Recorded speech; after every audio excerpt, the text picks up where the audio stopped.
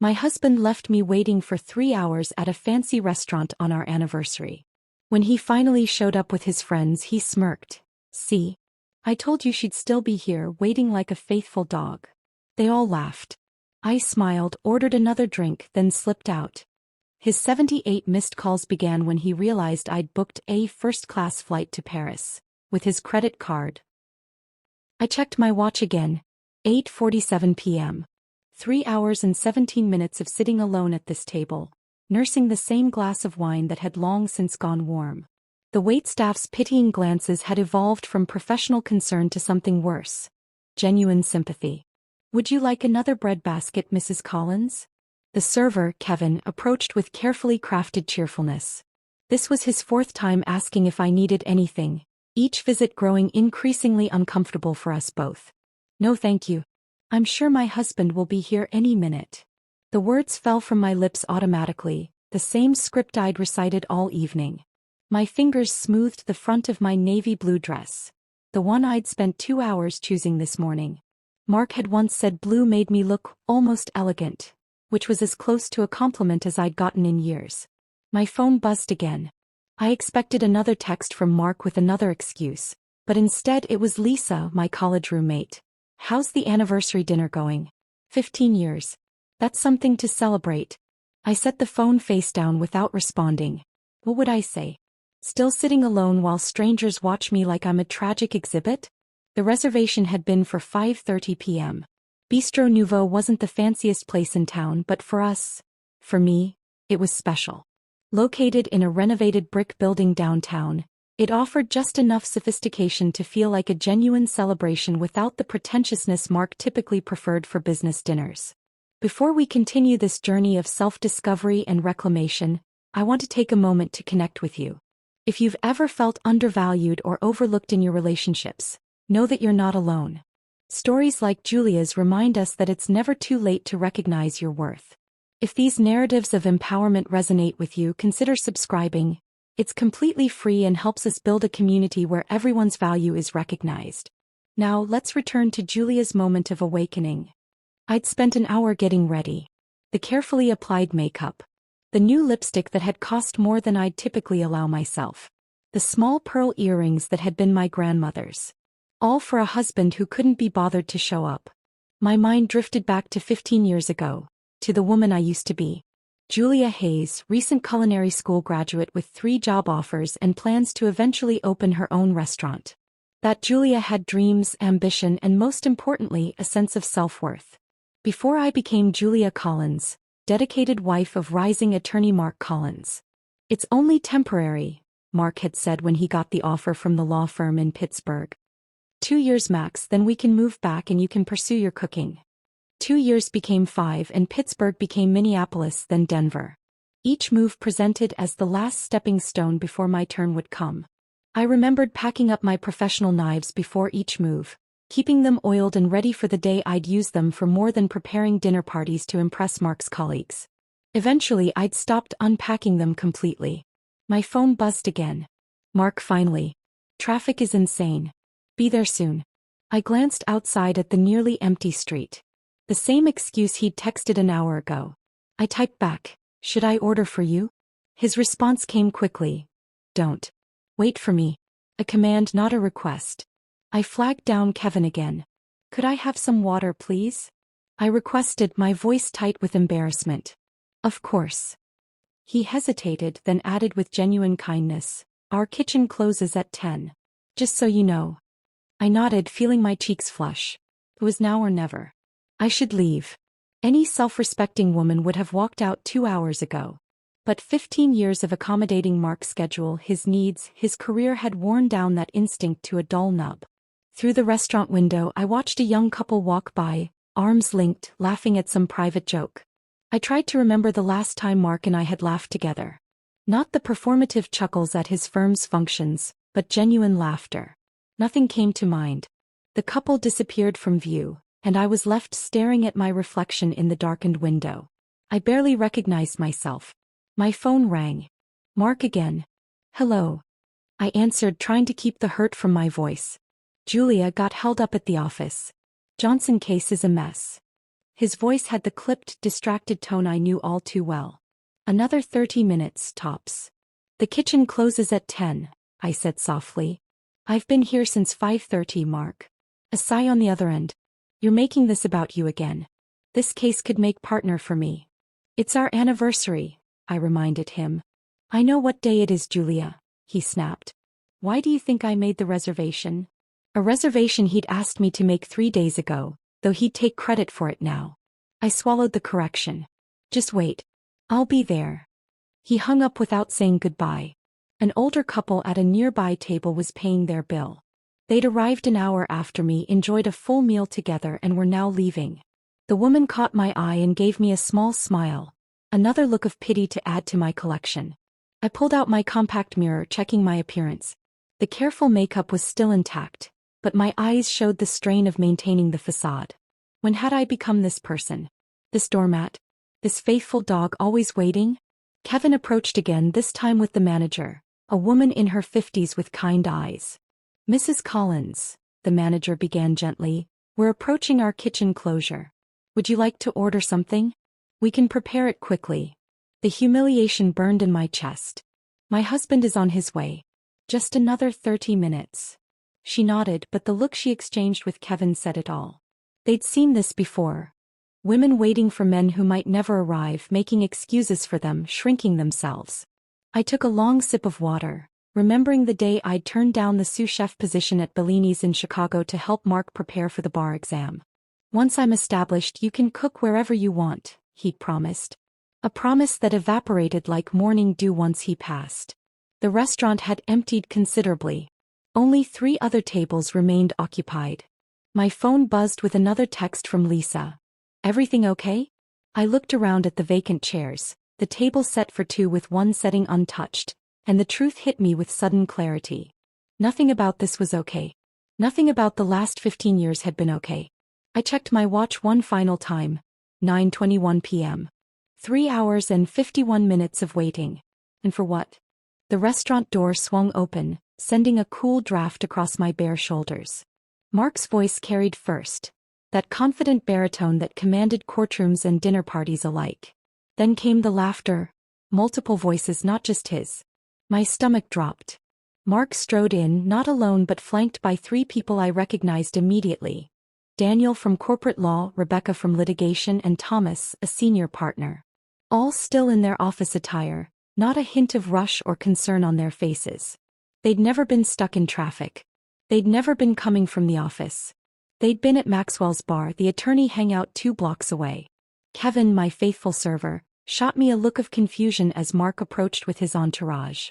I straightened my posture instinctively, trained by years of performing the role of the perfect attorney's wife. I even managed a smile, the muscles in my face moving automatically while my heart cracked beneath the surface. Well, gentlemen, and Rebecca, Mark announced as they reached my table, his voice carrying just enough to draw attention from nearby diners. He gestured toward me with a sweeping hand motion, his gold cufflinks catching the light. See? I told you she'd still be here, waiting like a faithful dog. The words struck me like a physical blow. My smile froze in place. They laughed, all of them. Rebecca's delicate hand covering her mouth, Thomas's deep chuckle, Daniel's snicker. These people had eaten my homemade coq au vin at our dinner parties. I'd listened to Rebecca cry about her divorce in my guest bathroom. Thomas had brought his children to our 4th of July barbecue where I'd spent hours preparing food everyone raved about. For hours, Daniel said, checking his watch. You win, Mark. Drinks are on me next time. A bet. They'd made a bet about whether I would wait. Told you, Mark replied, loosening his tie as he took the seat across from me. The others remained standing, still smirking. Julia understands the demands of a successful law career. Don't you, honey? His eyes held no apology, no shame, only smug satisfaction. This wasn't a man running late. This was a man making a point. Would you like to order drinks? Kevin appeared, his professional smile strained as he assessed the situation. We've actually already had quite a few, Thomas chuckled, patting his substantial belly. Just stopped by to say hello to the lovely Mrs. Collins here. And to see if she'd really wait all night, Rebecca added, not even attempting to lower her voice. I noticed a young couple at a nearby table exchange uncomfortable glances. At least some people recognized the cruelty unfolding. My husband and his colleagues didn't seem to register, or care about, the audience to my humiliation. "I'll have another glass of wine," I said to Kevin, my voice coming out steadier than I expected. "The Cabernet, please." "Make it the bottle," Mark corrected. "We're celebrating 15 years of marital bliss." His hand reached across to pat mine in a gesture that probably looked affectionate to outsiders but felt possessive, triumphant. Kevin nodded and retreated, throwing me another sympathetic glance. "I should head out," Thomas said, checking his phone. "Cynthia's waiting. Congratulations on the anniversary, you two. Mark, see you at the Johnson deposition tomorrow." Rebecca and Daniel also made their excuses, offering congratulations that rang hollow after their participation in my public humiliation. As they left, Mark settled into his chair more comfortably, as if the evening were just beginning. "You should have ordered," he said, picking up the menu. "Kitchen's probably closing soon."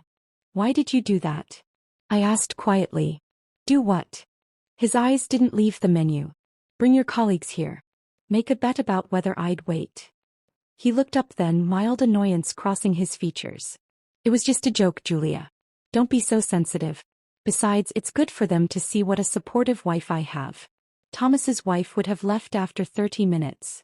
He said this as if I should feel proud. Kevin returned with the wine and took Mark's order with professional detachment. When he turned to me, I simply said, "Nothing for me, thank you." "You're not eating?" Mark frowned. "I've lost my appetite." 4 hours of anxiety and humiliation had ensured that.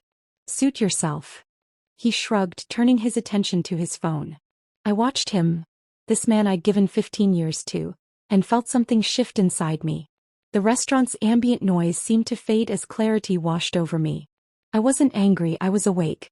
"I need to use the restroom," I said, rising from my seat. Mark barely glanced up, already absorbed in his emails. In the privacy of the bathroom's single stall, I leaned against the door and took my first deep breath in hours. My reflection in the mirror showed a woman I barely recognized, poised, put together, and completely hollow. I pulled out my phone and opened the rideshare app, my fingers moving with newfound determination. A car could be here in 3 minutes. Next, I checked my banking app. Our joint account showed Mark's recent bar tab at Maxwell's. $147.82 for office drinks. My separate credit card was linked to his premium account, the one he'd insisted I keep for emergencies. I'd rarely used it, till now. With trembling fingers, I pulled up the airline app. One first-class ticket to Paris. Available on the midnight flight. The cost made me hesitate for only a moment before I pressed confirm. I thought of the small box of professional chef knives, still packed from our last move. The culinary dreams I'd deferred. The restaurants in Paris I'd read about in stolen moments, imagining flavors I longed to experience. The confirmation came through, seat 3A. Departing to Paris in just under 3 hours. I reapplied my lipstick, straightened my shoulders, and walked back to the table where Mark was already halfway through his meal. "You know what?" I said, sliding back into my seat. "I think I will have another drink after all." The whiplash of emotions hit me as the plane touched down at Charles de Gaulle Airport. Exhaustion from the overnight flight battled with adrenaline. I'd done it. I'd actually left. My phone, which I'd switched to airplane mode after the 20th call from Mark, now buzzed incessantly as messages flooded in. 47 missed calls. 78 text messages. I scrolled through them, watching the progression from confusion to anger to panic. "Where are you? Answer your phone now. The credit card company called about fraud." "What did you do?" "Julia, this isn't funny anymore. Your parents are worried sick. I had to call them. Please just let me know you're safe. I'm sorry about last night. It was just a joke. Whatever point you're trying to make, you've made it. Come home. I've called the police." The last one gave me pause. Would the police actually look for me? I was an adult who had chosen to travel. I wasn't missing, I was leaving. I sent one text to my sister Claire. "I'm safe. We'll explain later. Don't worry. Please don't tell Mark anything." Then powered off my phone completely. Stepping outside the airport into the crisp Parisian morning, I felt both terrified and strangely free. I had only my hastily packed carry-on, A change of clothes, basic toiletries, my passport and wallet. No plan beyond escape. The taxi driver spoke little English, but hotel was universal enough.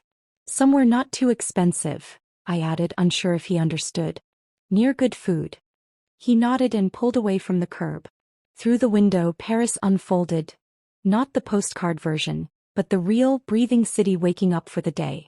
Street sweepers clearing sidewalks. Bakers carrying trays. Early commuters hurrying to metros.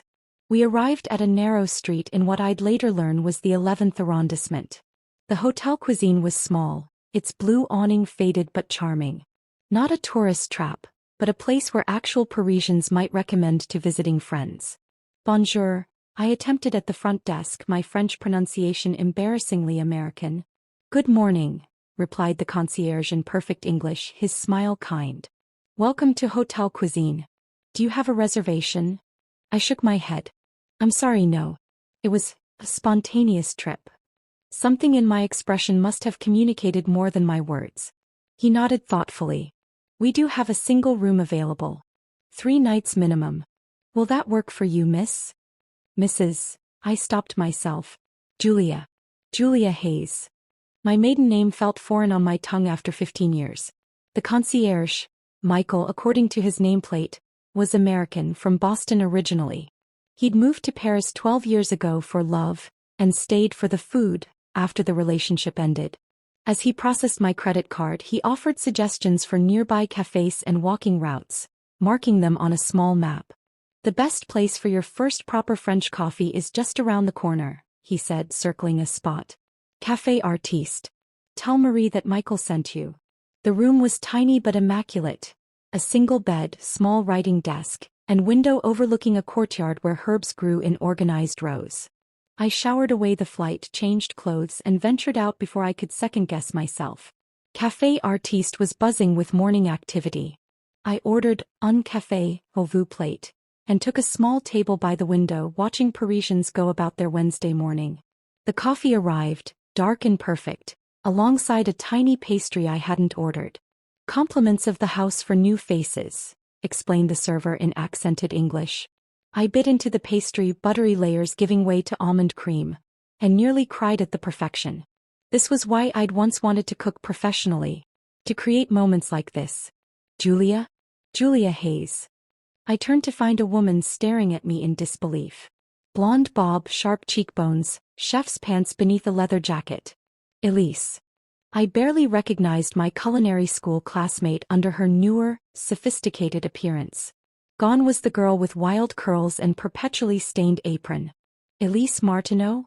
It's Elise Durant now, but yes. She embraced me, European-style kisses on both cheeks. What are you doing in Paris? Last I heard you were married to some hotshot lawyer in Denver. It's complicated, I managed. Are you working here in Paris? Sous chef at Ambrose, just down the street. She named a restaurant I'd read about in culinary magazines. Been here 6 years now. But you? I thought you gave up cooking when you got married. I did. Elise slid into the chair across from me. Such a waste. You were the most talented in our class.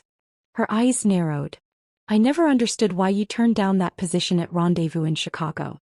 That was your dream job. I blinked. I never got an offer from Rendezvous. Elise's expression shifted from confusion to concern.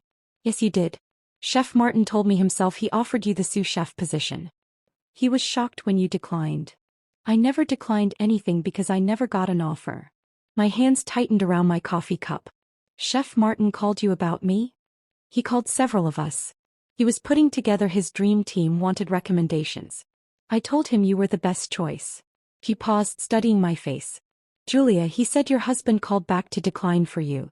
Said you decided to focus on family. Family. The word sliced through me. We tried for children early in our marriage, facing disappointment after disappointment until Mark declared it wasn't meant to be, and threw himself even more completely into his career. That's impossible, I whispered, but even as I said it, I knew it was exactly what Mark would do. There were other inquiries about you too, Elise continued carefully. Over the years, your name would come up and then suddenly the interest would disappear. A cold realization spread through me. How many opportunities had been intercepted? How many paths redirected without my knowledge? I need to use your phone, I said suddenly. Please. Elise handed me her phone without hesitation. I typed in a name I hadn't searched in years. Chef Anton Beaumont. My culinary instructor, mentor, and the man who had once told me I had hands that understand food. His website appeared immediately, displaying upcoming events. My heart nearly stopped when I saw it. Classic French Techniques Workshop, Paris, April 15th to 20th. That was tomorrow. Elise, do you know if Chef Beaumont's workshop still has openings? She smiled. He's an old friend. I'm assisting with the workshop. I can get you in. 24 hours later, I stood in a professional kitchen at Le Cordon Bleu, chopping shallots with practiced precision as Chef Beaumont circulated among the 12 participants. He had embraced me with genuine delight when Elise introduced us, not a hint of judgment in his eyes when I explained my extended absence from professional cooking. The hands remember what the mind forgets, he said, watching me work. Your technique is still beautiful, Julia. Over lunch break, Elise introduced me to Martine Fournier, a food writer for Civa's digital division, and Philippe Renaud, who owned 3 bistros in Paris. They asked questions about American food trends, genuinely interested in my perspective despite my years away from the industry. You have a distinctive way of describing flavor, Martine noted after I explained a dish. Very precise, very evocative. Do you write about food? I shook my head. Not professionally. You should. She handed me her card. Send me something. That evening I finally called my sister from the hotel phone. Claire answered on the first ring, her voice tense.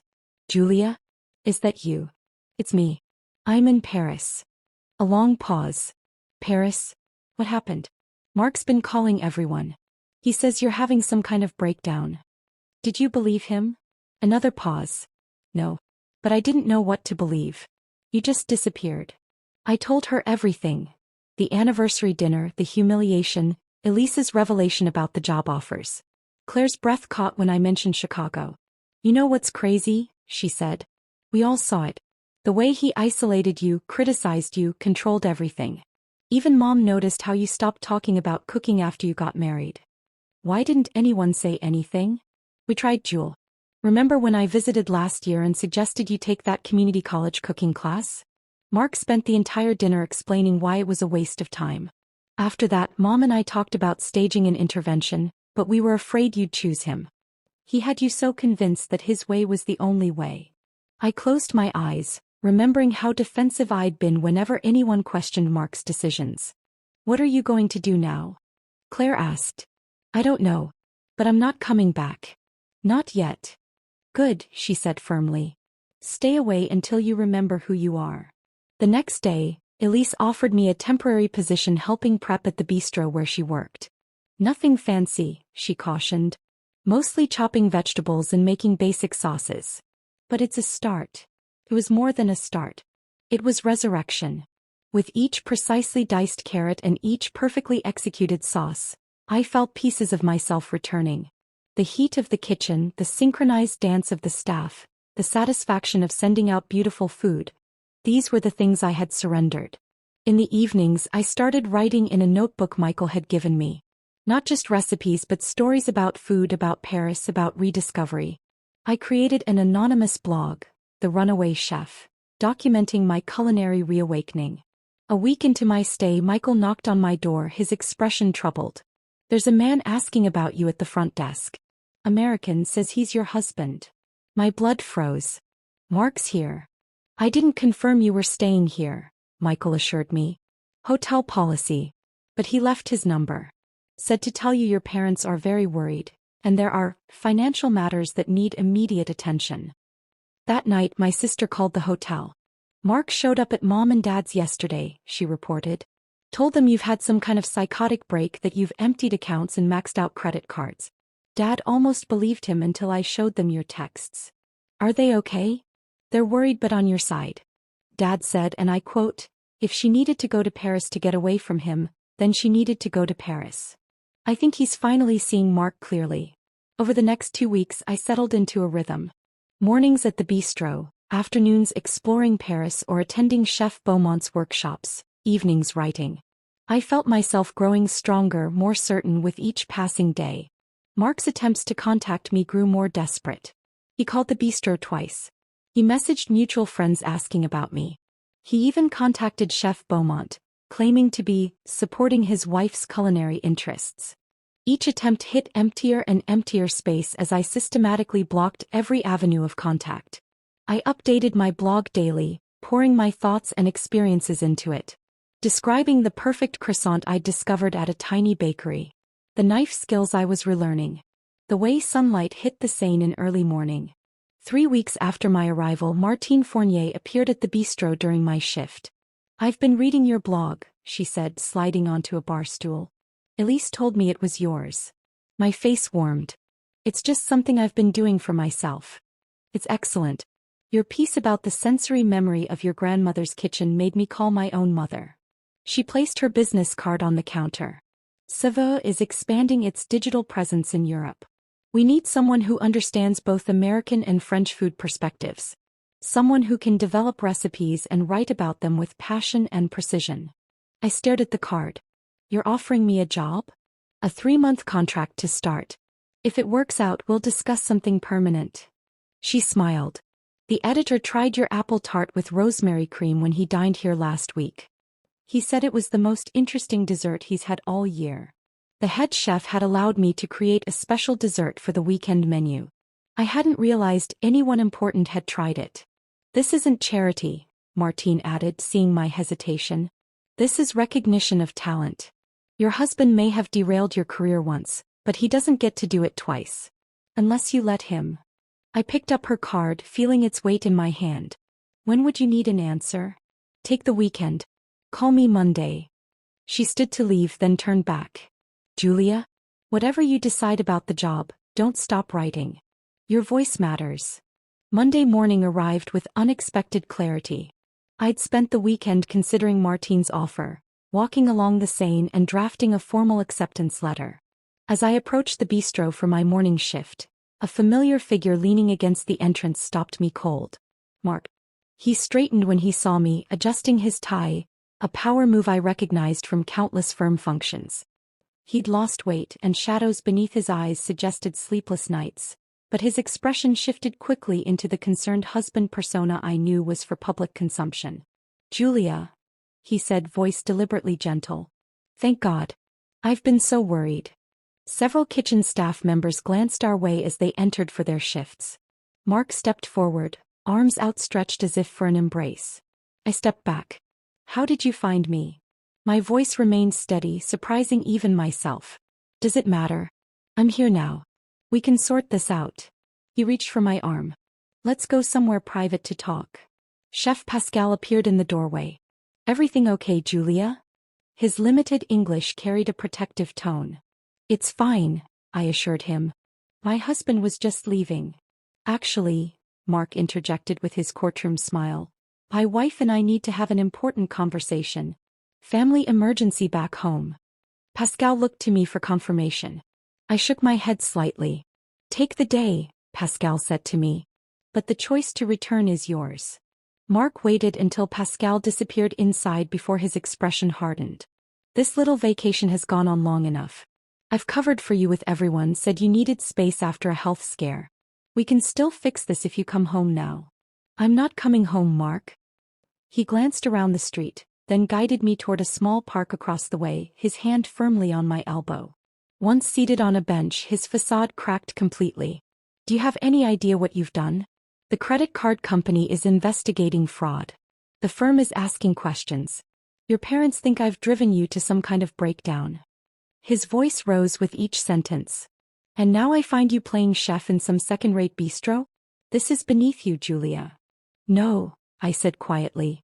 "What was beneath me was waiting alone at that restaurant table. What was beneath me was letting you sabotage my career opportunities without my knowledge." His expression flickered. "What are you talking about?" From my bag, I withdrew a folder containing printed emails, communications I'd gathered over the past month from Chef Martin at Rendezvous, from a catering company in Denver that had tried to recruit me from a cooking school in Minneapolis. All confirming the same pattern. Inquiries about my availability followed by declinations they'd received, supposedly from me. You had no right, I said, keeping my voice level as he scanned the papers. Those were my opportunities. My choices to make. I was protecting you from disappointment, he countered, but his confidence wavered. You weren't ready for those positions. I knew what was best. No, you knew what was best for you. A wife without a demanding career. Someone always available to host your dinner parties and attend your firm events. His jaw tightened. I supported you. Gave you a beautiful home, financial security. A cage isn't beautiful just because it's expensive, Mark. A young couple walked by, glancing curiously at our tense conversation. Mark lowered his voice. This little rebellion ends now. Rebecca saw your food blog. Thomas knows you're in Paris. How do you think it looks for me that my wife ran off to play Julia Child while I'm being considered for partner? I hadn't realized my blog had reached his colleagues. A small, satisfied smile tugged at my lips. That wasn't intentional, but I'm not sorry. They should know who you really are. His face flushed. Is that what this is? Some calculated revenge plot? Destroy my reputation because I was late for dinner? This isn't about revenge, Mark. It's about reclaiming my life. I've been offered a position with Siva magazine. I'm taking it. A food magazine? He scoffed. That's hardly a career. What about our life together? Our home? I've spoken with a lawyer. The divorce papers will arrive next week. I hadn't actually done this yet, but the look of shock on his face was worth the premature announcement. You can't be serious. Panic etched into his voice. We can work through this. Couples therapy. A fresh start somewhere new. Like Chicago? I said pointedly. Where I was offered my dream job. He flinched. That was years ago. I did what I thought was right at the time. For yourself. I stood, suddenly exhausted by the conversation. I'm not coming back, Mark. Not to Denver, not to our marriage. I've found something here I didn't even realize I'd lost, myself. And what about everything I've lost because of your selfish actions? His voice hardened again. Do you know Thomas questioned my judgment in the Johnson case yesterday? Said if I couldn't handle my personal life, maybe I wasn't ready for bigger responsibilities. So that was why he'd finally tracked me down. Not concern for me but damage control for his career. That sounds like a you problem, I said, using one of his favorite dismissive phrases. For a moment I thought he might shout or grab my arm again. Instead his shoulders slumped slightly. You've changed, he said almost accusingly. Yes, I agreed. I have. We parted without resolution, the weight of 15 years settling between us like an invisible wall. I watched him walk away, his normally confident stride slightly diminished. The divorce proceeded more smoothly than I'd anticipated. Mark, ever conscious of appearances, agreed to most terms rather than risk a public battle that might further damage his professional reputation. The lawyer Martine recommended, an American expatriate specializing in international divorces, proved invaluable. I accepted the position with Siva, starting a new chapter that connected my rediscovered passion with unexpected opportunities. My blog gained followers, including several restaurant owners and food critics. The me that had been silenced for 15 years found her voice again, stronger and more confident than before. 6 months later, I hosted a small dinner party in my new apartment, a charming one-bedroom in the 6th arrondissement with a kitchen that made up for its modest size with excellent natural light and a view of a neighborhood courtyard. Around my table sat the new pillars of my life. Elise and her partner, Chef Beaumont, Martine and her husband, Michael from the hotel who had become a dear friend, and 2 colleagues from Siva. I served a menu that celebrated my journey. Appetizers inspired by my culinary school days. A main course that honored traditional French techniques while incorporating American flavors. And for dessert, the apple tart with rosemary cream that had changed my trajectory. As we lingered over wine and conversation, my phone buzzed with a text. Mark's name appeared on the screen for the first time in months. Whatever crisis or reconciliation attempt he was launching would have to wait. Without opening the message, I deleted it, returning my attention to the laughter and warmth surrounding my table. In that moment, watching my new friends enjoy food I had created with my own hands, I felt something settle within me. A quiet certainty that this, finally, was what I was worth. Not 15 years of waiting but a lifetime of becoming.